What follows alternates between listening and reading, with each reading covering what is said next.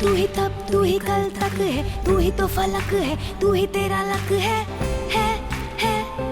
इस पल में जियो वक्त को जाने ना तो अब दिल में जो आग है उसे बढ़ जाने दो तेरी शान की पहचान हो कुछ ऐसा कर दिखाना कि ना लेगा ये जमाना तेरा नाम लेगा ये जमाना। आज हम बात कुछ करने जा रहे हैं, कुछ पिछले हफ्ते भी कुछ चर्चा हुई सक्सेस के बारे में। इस हफ्ते हम बात ये करेंगे कि सक्सेस के लिए कितना परसिवियरेंस होना कितना ज़रूरी है, दृढ़ निश्चय होना कितना आवश्यक है, या केवल अपना विजन और गोल सेट कर लेने से ही सक्सेस मिल सकेगी। तो आइए देखते हैं अभी एक प्रेजेंटेशन से आज के विषय के बारे में। कुछ लोग ऐसे होते हैं जो हमें हमेशा प्रेरित करते हैं। हम इनसे सीखते हैं क्योंकि इन्होंने अपनी जिंदगी से काफी कुछ सीखा होता है। क्रिकेटर युवराज सिंह ऐसे ही लोगों में से हैं। युवराज सिंह 19 साल के थे जब उन्होंने अपना पहला वनडे मैच खेला और इसके बाद ये सिलसिला यूं ही आगे बढ़ता गया। साल 2011 वर्ल्ड कप के बाद युवराज सिंह को पता चला कि उन्हें कैंसर है। इस एक घटना ने युवराज का जीवन पूरी तरह बदल दिया, लेकिन युवराज नहीं बदले। उनका दृढ़ संकल्प और दोबारा क्रिकेट के मैदान पर लौटने का जुनून वक्त के साथ गहराता गया और 1 साल बाद वो इस बीमारी से जीतकर दोबारा मैदान पर लौट आए। भारतीय महिला मुक्केबाज एमसी मैरी कॉम की सफलता के पीछे भी अथाह परिश्रम छिपा है। 3 बच्चों की मां एमसी मैरी कॉम 5 बार वर्ल्ड चैंपियन रह चुकी हैं। कभी न हारने वाली इस महिला ने अंतर्राष्ट्रीय स्तर पर इस बात को साबित किया है कि अगर दृढ़ संकल्प हो तो मुश्किल से मुश्किल काम भी किया जा सकता है। इन लोगों की जिंदगी हमें शिक्षा देती है कि दृढ़ संकल्प वो चाबी है जिससे सपनों का हर दरवाजा खोला जा सकता है।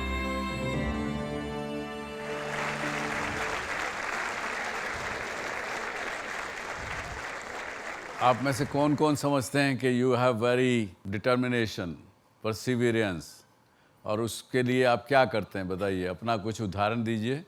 कोई ज़रूरी नहीं है कि केवल युवराज और मैरी कॉम की कहानी ही सुने, हमको अपनी कहानियाँ भी बनानी हैं। I believe one of the biggest purpose of anyone's life is to conquer fear. So we are born with a lot of fear, right? We are afraid of everything. That conquering fear is an objective, major objective of life. Positive fears. And of course, ensuring that you conquer them requires perseverance. Very good. Conquering fear requires perseverance. Very right. It's the story of Odysseus, not mine, but I would like to tell that. Odysseus, the great warrior, one of the warrior, written by Homer, of course.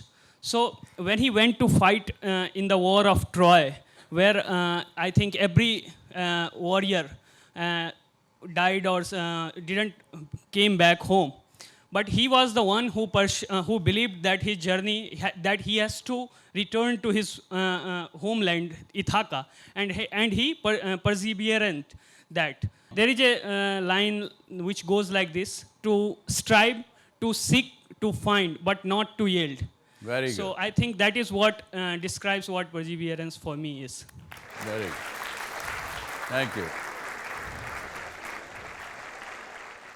So कहा किसी ने कि अभ्यास करते करते मति mood भी आदमी जो है वो बड़ा सजग और सुजान बन जाता है। करत करत अभ्यास ते जड़मति होत सुजान, और रस्सी आवत जात ही सिल पर करत निशान। तो ये परसिवियरेंस ही है कि वो एकदम जूट की बनी हुई रस्सी भी एक पत्थर के अंदर पूरा धार बना देती, निशान बना देती। और मैं ये मानता हूँ कि ये हमारा एक प्रकार से नेचुरल बिहेवियर है ह्यूमन बीइंग्स का, to be perseverance, to be determined, to be at it, कि मुझे जो चाहिए तो चाहिए। हम और आप सब अपने बचपन से गुजरे हैं। बाल हट की बात सुनी है आपने? बच्चा जब हट कर लेता है कि मुझे ये चाहिए तो चाहिए ही, वो भी एक प्रकार की परसिवियरेंस ही है। वो लेके ही चुप होता है। और उस बच्चे से अगर हम सीख लें थोड़ा सा, तो ज़िंदगी में सब कुछ ठीक हो जाए। और सक्सेस जो है वो एक प्रकार से सक्सेस और फेल्योर के बीच की अगर कोई एक कड़ी है अगर, तो ये परसिवियरेंस है। जहाँ पे अगर परसिवियरेंस नहीं है तो सक्सेस नहीं मिलेगी, हम फेल हो जाएंगे। अगर पूरा डिटर्मिनेशन से लगे रहेंगे तो सक्सेस मिल जाएगी। कोई बहुत लंबा चौड़ा अंतर और इस बात के अंदर नहीं है। तो क्या आपके सवाल, इसके बारे में कोई आपके प्रश्न है? Sir, I want to know how can you control your negative thoughts? Success is one thing, but I don't know how can I control my negative things and how can I not think about failure? ये बड़ी अच्छा सवाल आपने पूछा। पहले जो आपसे पहले साहब ने इन्होंने बताया, फियर को दूर करने के लिए परसिवियरेंस चाहिए। नेगेटिव थॉट्स कब आती हैं? जब आप अपना प्रेजेंट को छोड़ के फ्यूचर की बात सोचने लगते हैं, या प्रेजेंट में से हटके पास्ट की बात में चले जाते हैं, तो आपको थॉट्स आने लगती हैं कि अरे मैं फेल हो गई, तो मैं अगर पास नहीं हुआ अपना एग्ज़ाम में, तो नेगेटिव थिंकिंग उस वक्त शुरू हो जाती है। उसका एक पहला बीज पड़ता है कि अगर मैं फेल हो गई तो क्या करूँगी। और उसके बाद से आपका ध्यान में आता है कि मैं फेल हो गई हूँ, घर में मेरे डैडी ने मेरे को बहुत गुस्सा किया और ये किया वो किया, और उन्होंने कहा कि अच्छा तू तो जल्दी से शादी कर ले, बस तेरा शादी करने वाला हूँ अभी। वो उन्होंने मेरी गलत लड़के से शादी कर दी, वहाँ जाके मेरी life became hell and blah blah blah blah, पता नहीं क्या क्या सोच आने लगेगी, नेगेटिव सोच। एक बार आपने नेगेटिव जहाँ पे सोच लिया, वहाँ पे वो नेगेटिविटी हो चाहे फियर हो, इट मल्टीप्लाइज लाइक एनीथिंग। और जो कुछ चीज़ नहीं हुई है हमारे साथ, वो हम मानने लगते हैं कि ये हमारे साथ हो गया, जो मेरे साथ बुरा होना था वो हो गया, इसलिए नेगेटिव थॉट्स आती हैं। अगर आप प्रेजेंट में रहेंगे और आप अपने आप को ये कहेंगे मेरे को फेल्योर नाम की चीज़ पता ही नहीं है, क्योंकि मैं फेल्योर एक्सेप्ट जब तक नहीं करूं तो फेल्योर है ही नहीं लाइफ में। जब ये सोचने लगेंगे तो फेल्योर नहीं है तो फिर डरना किस बात का, और फिर नेगेटिव थॉट क्यों आना चाहिए। अगर कुछ मेरे साथ गलत हुआ, खुदा न खास्ता, मेरे में ताकत है, मेरे में हिम्मत है, मैं उसको फेस करूंगी, मैं उसको फेस करूंगा। और वो परसेवरेंस से आता है। परसेवरेंस कहाँ से आती है? डिटर्मिनेशन से आती है। डिटर्मिनेशन कहाँ से आती है? जब आप अपना कुछ विजन तय करते हैं कि ये मुझे करना है, ये मुझे अचीव करना है, उससे आपको डिटर्मिनेशन होती है, तो नेगेटिव थॉट्स नहीं आएंगे। मैं एक सोशल वर्क करना चाहती हूँ, बट मैं ये सोच रही हूँ कि जब मेरे एग्ज़ाम्स हो जाएंगे मैं उनके बाद वो काम करूँगी। मतलब मैंने एक NGO से बात भी करी, उन्होंने मुझसे बोला कि हम we will look for it. तो दृढ़ निश्चय क्या है मेरा? ये सोचना कि मैं उसको बाद में करूँगी, या ये सोचना कि मैं अभी करूँगी उसको? देखिए, इसका जवाब ये है कि आप अपनी कैपेसिटी बढ़ाइए। और कैपेसिटी कैसे बढ़ेगी? अगेन परसिवियरेंस से। आपने अपने आप को लगता है कि मैं फिर करूँगी पढ़ाई पूरी करके, वो क्यों थॉट आता है आपको? क्योंकि आपको लगता है कि यार पढ़ाई के साथ साथ मैं ये नहीं कर सकती हूँ, क्योंकि पढ़ाई का बर्डन मेरे पास ज़्यादा है, पढ़ाई करूँगी तो उससे भी रह जाऊँगी, और ये सोशल वर्क करूँगी तो ये भी नहीं कर पाऊँगी। Increase your capacity, increase your Perseverance. अब आपने वो फिल्म देखी होगी ना सुल्तान में, वो बाद में वो कैसे उसकी कैपेसिटी बिल्ड करता है वापस। वो उसका दौड़ने की हिम्मत नहीं करता और नहीं करता, फिर भी वो उसको मारता है, भगाता है, और वापस वो एकदम बनता है, वापस सुल्तान बनता है। तो यही है, आप अगर आज हम अपने दिमाग का अगर इस्तेमाल सोचें, केवल 5% इस्तेमाल करते हैं अपने दिमाग का। जो सक्सेसफुल लोग हैं उनकी बात कर रहा हूँ। कई तो ऐसे लोग हैं जो दिमाग का इस्तेमाल नहीं करते, तो ठीक है, वो मस्त हैं, हाँ, ना हिसाब कहो तो ना टोटा पवे, पंजाबी में कहावत है, हाँ, या not knowing anything is a bliss, तो वो उन लोगों के लिए है। लेकिन आपका दिमाग का इस्तेमाल आप केवल 5% ही करती हैं, तो कैपेसिटी इंक्रीज करिए अपनी, दोनों चीज़ साथ करिए। आपने कहा बाद में करूँगी, वो बाद कभी नहीं आएगा। So, how to identify that I am stuck in my comfort zone, and what would you suggest to a student so that he can come out of that zone? Comfort zone हर एक आदमी का अपना अपना zone है। आपके लिए comfort zone कुछ एक अलग तरह की चीज़ है, दूसरे आदमी के लिए कुछ अलग चीज़ है, तीसरे के लिए कुछ अलग है। लेकिन एक कई बार जो आदमी अगर अपना कोई विज़न नहीं रखता है, कुछ अगर अपना गोल नहीं रखता है, तो वो उस आदमी का कंफर्ट जोन यही है कि मैं कुछ नहीं कर रहा हूँ, उसमें मैं खुश हूँ, तो वो फिर आगे कुछ नहीं बढ़ोगे आप। अपने आप को पूछिए कि do I want to achieve something और यू वांट टू रिमेन। इसी तरह से इसलिए है ये बात, हमने ये देखी है अपने देश में। अगर आप किसी भी बिजनेस फैमिली का इतिहास देखें, तो एक फैमिली शुरू करती है बिजनेस, दूसरी फैमिली उसको, दूसरी जनरेशन उसको आगे बढ़ाती है, तीसरी जनरेशन मेंटेन करती है, चौथी जनरेशन कंफर्ट जोन में आ जाती है, तो वो कहते ठीक है, सब कुछ ठीक चल रहा है, वो व्यापार नीचे चला जाता है। चार पीढ़ी में वो बिजनेस खत्म हो जाता, वो कंफर्ट जोन में आ गए तो इसलिए खत्म हो गया। सो ये समझिए कि nothing is permanent in this life. ये मूवमेंट जो इस समय है, ये अभी का है, ये इसके बाद क्या हुआ। वो एक गाना भी है ना कि कल रात वक्त से लम्हा गिरा कहीं, कल रात वक्त से लम्हा गिरा कहीं, और जब सुबह देखा ना तो वो लम्हा था, कोई दास्तां मिली, वहाँ दास्तां मिली, लम्हा कहीं नहीं। ऐसा है ना गाना कोई। तो ये है, इस समय का जो पल है उसके अंदर आप जिएंगे, और आपको पता लगेगा कि अगर आप प्रेजेंट में नहीं रहोगे, आप कोई वो चीज़ ये नहीं जानोगे कि परमानेंट कुछ भी नहीं है लाइफ में, तो आप कंफर्ट जोन में रहोगे।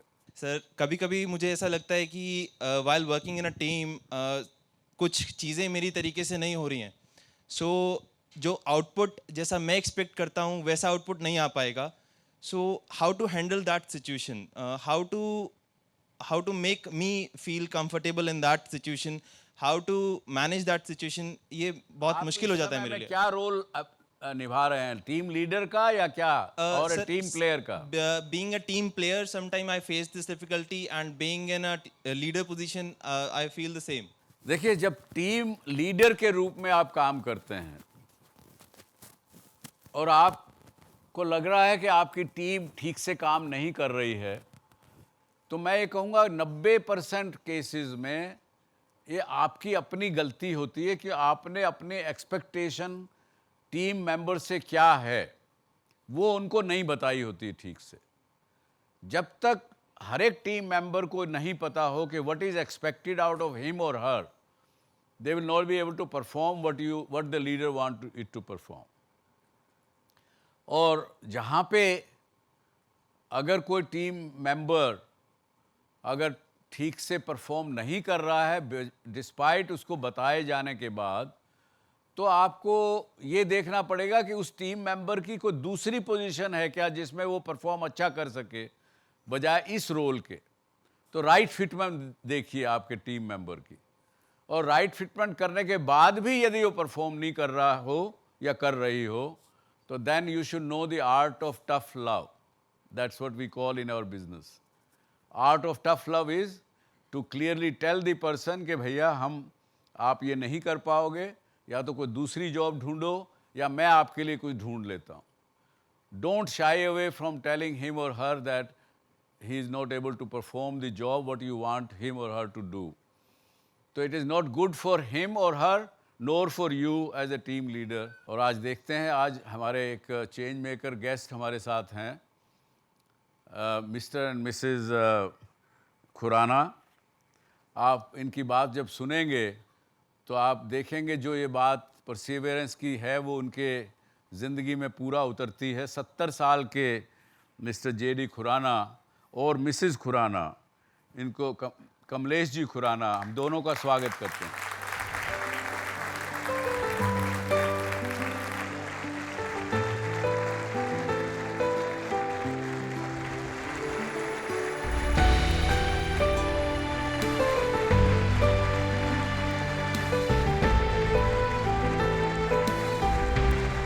देखिए इनके बारे में इन्होंने क्या किया। अकेले मियाँ बीवी ने जिद अच्छी होती है, ये सपनों को सच करने में मदद करती है। टेंट के नीचे लगी ये क्लास उन गरीब बच्चों के लिए है जो अपने सपनों को पूरा करना चाहते हैं, जिंदगी में कुछ बनना चाहते हैं। सड़क पर चलने वाले स्कूल को इंजीनियर जेडी खुराना और उनकी पत्नी कमलेश खुराना मिलकर चलाते हैं। इस स्कूल में गरीब तबके से आने वाले बच्चे पढ़ाई करते हैं। इस स्कूल में बहुत अच्छी पढ़ाई होती है, इंग्लिश मीडियम पढ़ाई होती है, जैसे इंटरनेशनल में होती है वैसे भी होती है। ड्रेस, जूता सब कुछ मिलता है। पिछले 12 साल से जेडी खुराना इन गरीब बच्चों की तकदीर बदलने के लिए इस स्कूल में प्री नर्सरी से लेकर 10वीं क्लास तक की पढ़ाई करवा रहे हैं। खास बात यह है कि इस स्कूल में दाखिले की कोई तारीख तय नहीं है। स्कूल में दाखिला पूरे साल यानी कभी भी लिया जा सकता है। कोशिश ये है कि इन बच्चों को ड्यू टू बैकग्राउंड जो फैसिलिटीज़ इन लोगों को घर में नहीं मिल रही, चाहे वो पेरेंटिंग के तौर पे, चाहे वो एजुकेशन के तौर पे, यहाँ पे बहुत सारे क्वालिफाइड टीचर्स आते हैं जो अपने बच्चों की तरह इनको पेरेंटिंग का जो गैप है वो संस्कार देने की कोशिश करते हैं, वैल्यूज़ देने की कोशिश करते हैं, चाहे वो मॉरल वैल्यूज़ हैं, चाहे वो सोशल वैल्यूज़ हैं। इस नेक काम की शुरुआत आपने 4 बच्चों के साथ की। बच्चों की संख्या बढ़ती देख आसपास रहने वाले लोग इसका विरोध करने लगे, जिसके बाद आपने एक बिल्डर की मदद से 4-5 कमरों में स्कूल चलाना शुरू किया।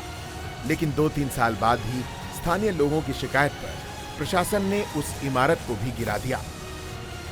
तब से ये स्कूल टेंट के नीचे ऐसे ही चल रहा है, जिसे सुबह लगाया जाता है और हर शाम हटा लिया जाता है। 3 दफा तो हमारा स्कूल डिमोलिश हो चुका है। We were on the road. आज भी आप देखेंगे हम रोड पे ही बैठे हैं।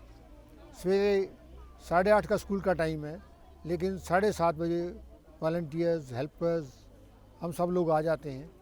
यहाँ पे सफाई करते हैं, टेंट लगाते हैं, दरियाँ बिछाते हैं और स्कूल तैयार किया जाता है ताकि बच्चे आएँ तो उनको पूरा सेटअप मिले। स्कूल में आज 460 बच्चे पढ़ रहे हैं। बच्चों को पढ़ाने के लिए स्कूल में 14 टीचर रखे गए हैं, जबकि 5 वॉलंटियर भी बच्चों की पढ़ाई में मदद करते हैं। अब जेडी खुराना की इच्छा इन बच्चों को आईआईटी की तैयारी कराने की है, ताकि वो आगे जाकर अपना और देश दोनों का भविष्य संवार सकें।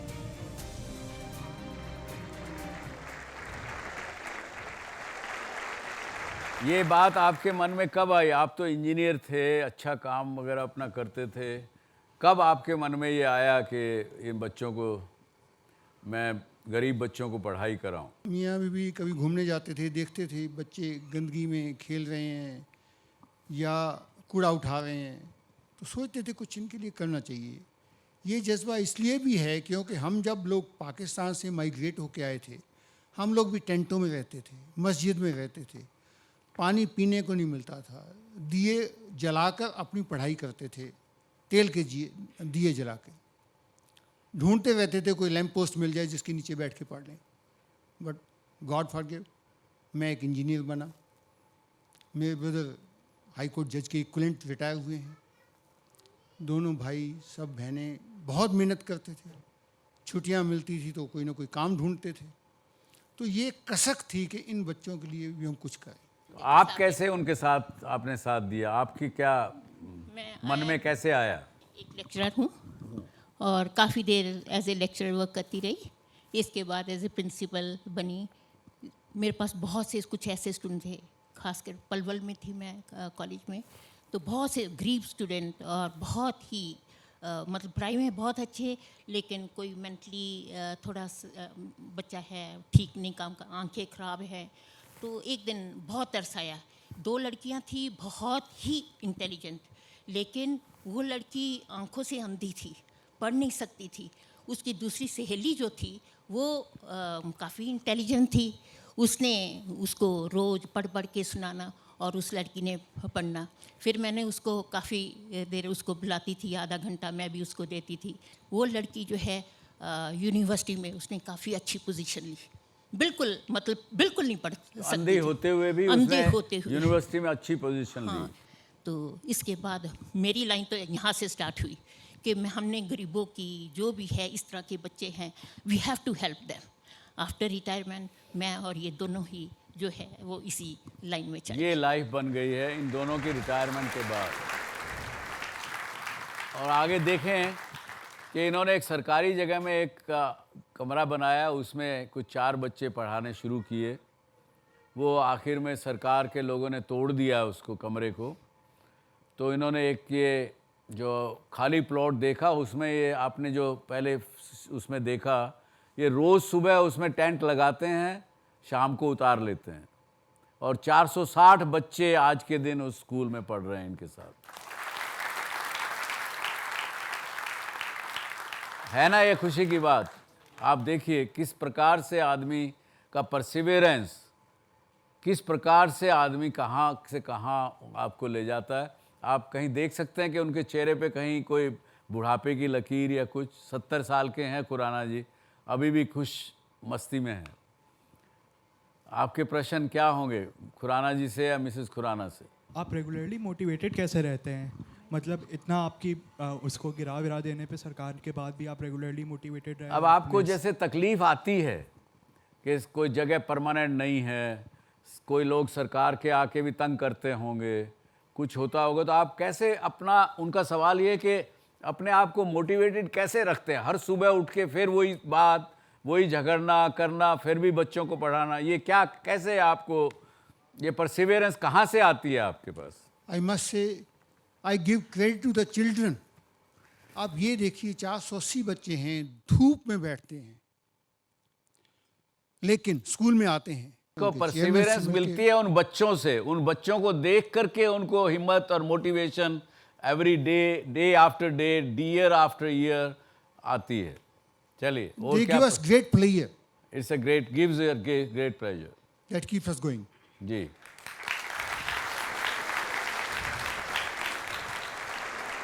Sir, thank you so much for a big initiative for the students. Sir, my question is that how to manage, कैसे आप मैनेज करते हैं कि आप उनका जो फंड्स है या जो उनकी फीस है वो कैसे आप मैनेज करते हैं?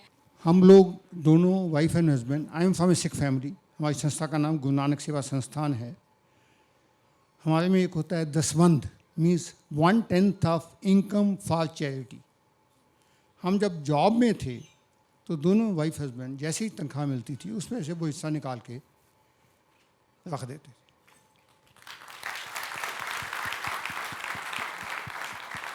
वो अब भी चल रहा है, पर कुछ खर्च हो जाता था उस वक़्त, कुछ बच जाता था। एक किडनी पेशेंट आ गया जो कि मकान बेचना चाहता था, फिर भी उसकी सर्जरी नहीं हुई थी। We help him. I had a driver, उसका लड़का काफ़ी इंटेलिजेंट था but rotting in a government school. और वो रोज़ ग्रम्बल करता था, सर पढ़ाई नहीं होती है, कोई पूछता नहीं है। I put him in a good school, private school, he became an engineer. I cried on the day. You still remember that day? Very good. So ये सब चीज़ें मोटिवेट करती हैं उनको, और 10वां हिस्सा अपनी कमाई का देना, समाज को देना, और फिर उसके बाद और लोग सामने आ जाते हैं। Yes. कभी आपके मन में कोई ऐसा दिन आया किसी दिन के यार छोड़ो बहुत हो गया? No, never. Never. Rather, my vision is to have a regular good school by 2020. Very good. That is my aim. That is my vision. We'll have a good school where all these poor students will get free quality education. I must say. एक बच्चे को हमने अभी rotary public school में 10th में, तो मैं आपको ये कहता हूँ कि आज अगर ये शो मेरा कोई भी हरियाणा के सरकारी अफसर, कोई पॉलिटिकल लीडर, इवन अगर मुख्यमंत्री जी सुन रहे हों तो प्लीज़ इनकी मदद करिए, खुराना जी की, इनको जगह दीजिए गुड़गांव में ताकि ये स्कूल बना सकें और 2020 से पहले इनका स्कूल चालू हो सके। और मैं आपको वायदा करता हूं, अगर आप वो सब करते हैं तो हम भी आपकी मदद करेंगे जितनी हो सके। मिसेस खुराना, ये कैमरा में हमारे घर बैठी हुई बहुत सी औरतें, महिलाएं इस शो को देखती हैं, बहुत से आदमी भी देखते हैं, उनको क्या कहना चाहेंगी, क्या मैसेज देना चाहेंगी उनको? मैं यही चाहूँगी कि ऐसी औरतें जो घर में बैठी हुई हैं, they should do something for the society. वो जैसे भी है, उनको कढ़ाई आती है, उनको कोई और काम आता है, जैसा भी आता है, लेकिन थोड़ा सा, चाहे आपके आस पड़ोस में है, आपकी बहुत अच्छी सोसाइटी है, उसमें भी अगर आप रहते हो तो try to help these people. किसी ना किसी तरह से आपको हेल्प करना ही करना है। किसी की डेथ हो जाती है, चले उसके पास चले जाओ, उस लेडी को कंसोल करो। This is also a sort of help. ऐसा नहीं होता कि सिर्फ जो है आप जो टीच करते हैं या जो अपने प्रोफेशन में रहते हैं, only that is the help. Help कई तरह की होती है, आप किसी तरह से भी, जैसे भी है, you should help in the society. दुखियारे सब चारों तरफ मिलते हैं हमको देखने को।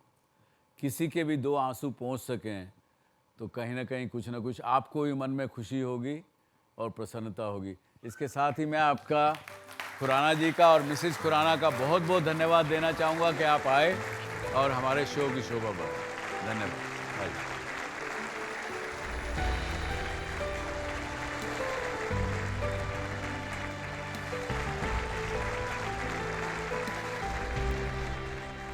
बहुत सी कहानियाँ परसिवरेंस की हमने सुनी है।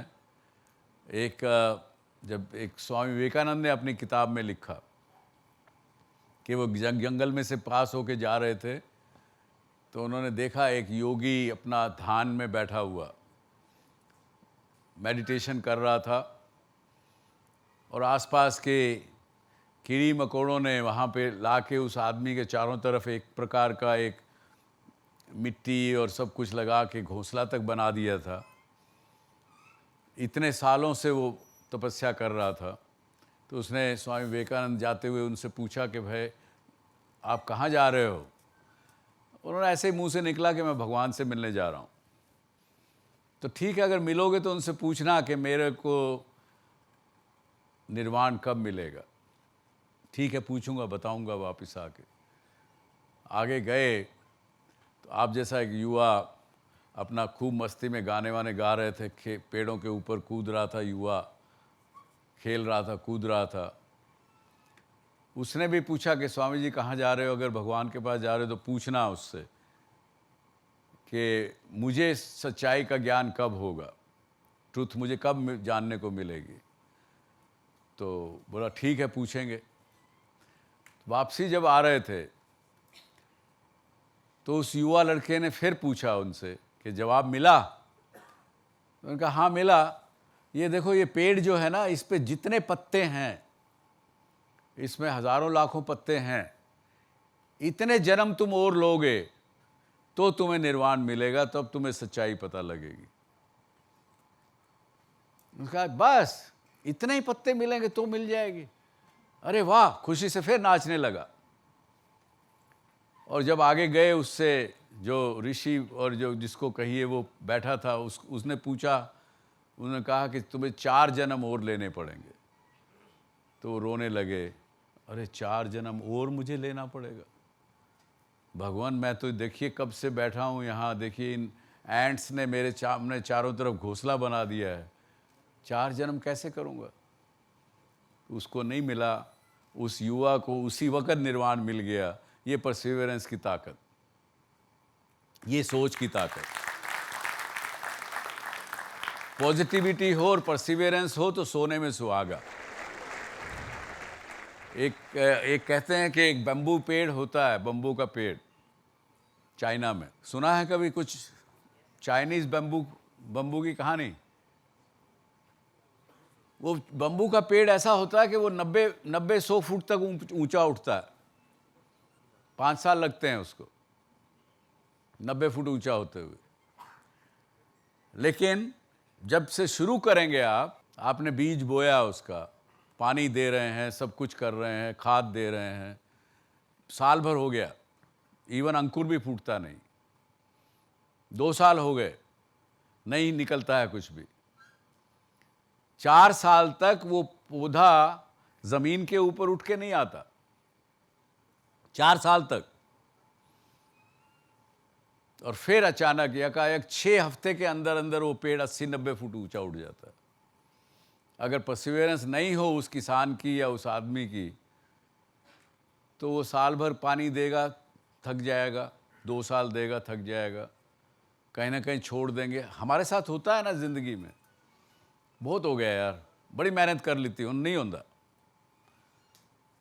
क्या करें, बहुत पढ़ाई करता हूँ, समझ ही नहीं आता, 4 साल हो गए, 10 साल हो गए, छोड़ देते हैं, हिम्मत छोड़ बैठ जाते हैं, हिम्मत छोड़ देते हैं तो नहीं होता। तो आज एक ऐसी शख्सियत से मैं आपको मिलाता हूँ, अजय अरोड़ा जी से, जिन्होंने काम करते हुए भी परसिवियरेंस से हिम्मत नहीं छोड़ी, मैराथन भी दौड़ते हैं, आज भी हिम्मत करके करते हैं, उनसे कुछ सीखने को करते हैं। अजय जी अरोड़ा।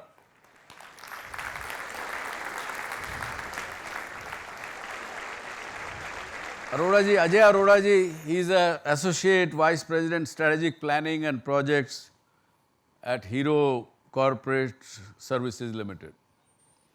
और ये काम करते हुए भी, सारे प्रोजेक्ट संभालते हुए भी, he is a long distance running person, marathons भी किए हैं, और ये he helps build the youth a good and professional life। और पूरा परसिवियरेंस की अगर एक मिसाल हैं तो मैं कहूँगा कि अजय अरोड़ा जी हैं। इनका स्वागत। अजय जी, आप क्या कहेंगे परसिवियरेंस के बारे में हमारे आज दर्शकों को भी और यहाँ जो हाउस है युवाओं का? आप सब लोग फिल्में देखते हैं? हाँ, सब लोग बॉलीवुड सबको पसंद है। हाँ, आज तक की सबसे हिट मूवी कौन सी रही है हिंदी मूवीज में? शोले। शोले में क्या चीज बताई है उन्होंने, क्या मैसेज है? एक मेन क्या चीज है उसमें? मेन कैरेक्टर कौन है उसका शोले का? किस चीज के अराउंड रिवॉल्व करती है वो? संजीव कुमार। संजीव कुमार का क्या है उसमें रोल? पहले इंस्पेक्टर, फिर ठाकुर, बिना हाथ के उसने एक खूंखार डाकू को पकड़ा। कैसे पकड़ा? उसने तरीके निकाले, लेकिन उसकी क्या थी? जिद थी कि उसने उसी को पकड़ना है, और उसने उसके लिए लगाया साम दाम दंड भेद, जो हिंदी में हम वेदों में सीखते हैं ना, साम दाम दंड भेद करके उसने सीखा। यही है हमारी जिद और यही है हमारी परसिवियरेंस, यही मुझे समझ आता है सर। बहुत अच्छा। इससे ज्यादा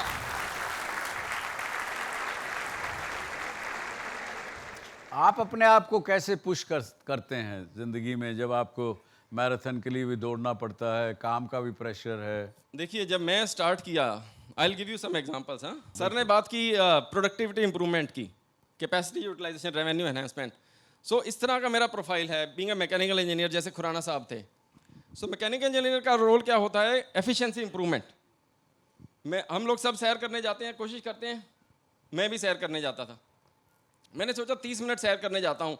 जैसे मैंने मशीन की एफिशिएंसी 40 से 50 की, तो मैं उसकी 30 मिनट में, अगर मैं 3 किलोमीटर दौड़ता हूँ और 3 किलोमीटर पैदल चलता हूँ, दौड़ूंगा तो वही 5 किलोमीटर दौड़ पाऊंगा।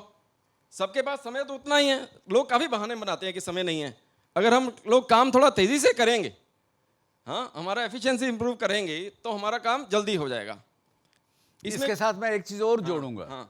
जो फालतू की चीज़ें करते हैं ज़िंदगी में, वो करने से अगर बचेंगे तो कैपेसिटी अपने आप बढ़ जाएगी। बिल्कुल। और क्या हरियाणा में क्या कहते हैं? हरियाणा में वो गांव में कुएं के ऊपर 2 महिलाएं गई, बोला आ बहना लड़ा, चल लड़ाई करते हैं। हैं? तो लड़ाई करना शुरू कर देते हैं वो। तो फालतू की बातों में समय गुजारते हैं। इसलिए मैंने एक शो में पहले कहा, कुछ पिछले 8 महीने पहले, कि ज़रा सोचो एक बार ज़िंदगी में कि आज अब इस समय मेरे पास 24 घंटे सिर्फ है जीने के लिए। मुझे पता है कि 24 घंटे बाद मैं मर जाऊंगा या मर जाऊंगी, तो क्या करोगे? तो उस समय जब ये पता लग गया कि 24 घंटे केवल मेरे पास हैं, तो उस वक्त आप आलतू फालतू काम नहीं करोगे। मेरे पास 24 घंटे हैं सिर्फ जीने के लिए, तो आप केवल जो ज़रूरी काम है, जो अच्छा काम है, जो आपको करना है, वो करोगे। चलिए, ये सही बताया सर आपने। उसी समय में ज़्यादा काम करना इज़ कैपेसिटी एनहेंसमेंट। मैंने 10 साल पहले जब सैर करने से दौड़ना शुरू किया, मुझे नहीं मालूम था कि मैं मैराथन दौड़ना भी करूंगा। मैराथन 42 किलोमीटर का है, शायद लोगों को मालूम हो। 100 मीटर भी मुझसे नहीं दौड़ा जाता था। 100 मीटर जैसे इतना यहाँ से गेट है, क्योंकि मैं थोड़ा सा वैसे था, हाँ? नहीं दौड़ा जाता था। लोग कहते थे क्या करेगा। मैंने स्टार्ट किया, मैंने कहा 100 मीटर दौड़ूंगा। चलो 100 से 150 किया, कैपेसिटी बढ़ाते गए, 200, 300, 400, 500। आसपास के लोग देखते हैं ना पार्क में कि दौड़ रहा है, और वो लोग जो मोटा आदमी दौड़ रहा हाँ, है, तो और भी ज्यादा हंसते हैं। हाँ। तो जब लोग हंसते हैं ना, तब अपने आप को एक बात बोलनी होती है, मुझे इन लोगों को गलत साबित करना है। और वो जिद है, वही जिद है कि जो लोग मुझे कह रहे हैं नहीं करना, वो मुझे करना है। अच्छा, एक और बताइए, अगर बीवी जिद कर ले और पति से कहे मुझे हीरो का हार चाहिए, और पति के पास पैसे नहीं है, तो क्या करे बेचारा पति? अभी हाँ, जिद तो पूरी करनी, है। तो वो कैसे पूरा करेगी जिद? अब इसमें 2 चीजें हैं। हाँ। ये बहुत बहुत जरूरी चीज है जिद में। हाँ। जिद में आप आकर गलत रास्ता भी चुन सकते हैं। जो हमारा दिल है ना, अगर हमको इस चीज की करने की अलाउ कर देता है, जो आप कह रहे हैं गलत काम, जो सही है वो बात सुनी जाए, वो बात सही है, और उसमें हमने अपने आप को रोकना है। तो उसके लिए कहा किसी ने, साईं इतना दीजो मति मूड समाए, मैं भी भूखा ना रहूं साध न भूखा जाए। तो ये अपनी जो लेजिटिमेट इच्छा है उसको साध कहा, साधु नहीं, लेजिटिमेट इच्छा है वो पूरी होनी चाहिए। अरोड़ा जी, बहुत बहुत धन्यवाद, आप आए, आपने अपनी बातें शेयर की। तो ये था, आपने सुना, और यही इस डीएससी शो का जो गाना है वो भी है, तू ही तेरा लक है, तू ही तो खलक है।